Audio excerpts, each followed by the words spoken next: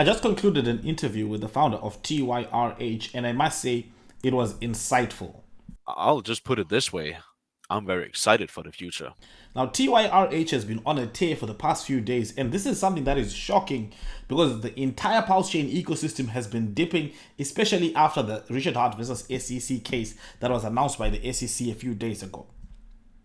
Now, Jacob had some interesting theories in regards to what could some of the potential outcomes be in this case. And we're going to listen to them and then a few thoughts after that.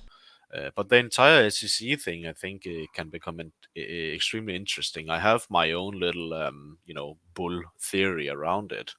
And actually, Mm. what I would hope, and it's probably, probably completely wrong, but just, from my point of view, is that it would be interesting if Richard's tactics all along was to design a product that he knew for sure that wouldn't be a security, and then he would kind of build PulseX and Pulse to bait them into challenging him.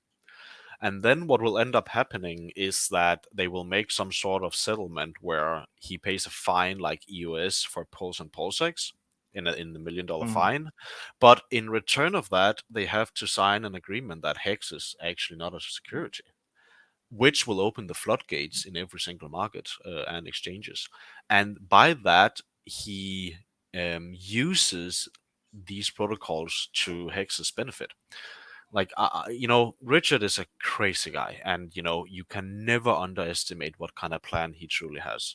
And I wouldn't be surprised if he has been planning for this for years.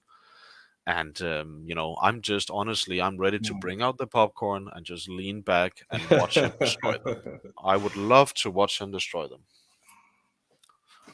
Yeah, you raised some good points. That would be really great. I mean, if a settlement would be really, really great. It would be good for the whole ecosystem. Yeah, definitely. I I would don't think a settlement for the entirety of the free would be good. I think he should only make the settlement if it's a deal of acknowledging that Hex is not a security, and that would at least give some clarity on how can you build a contract that is not a security.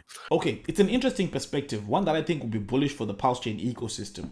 And it will also give clarity to how projects can launch their tokens in a way that is compliant with the SEC. Now, we do know for a fact that Richard Hart, whenever he launched projects, he tried to be as compliant as possible. He spoke about this in the multiple videos that he did. There's one interesting thing though that I want to mention. I just watched an interview by Corey Costa where he's talking about a question that does Richard Hart still control it? Is he the one who's controlling his Twitter? And I must say that seems a little bit possibly there could be a team controlling it behind the scenes.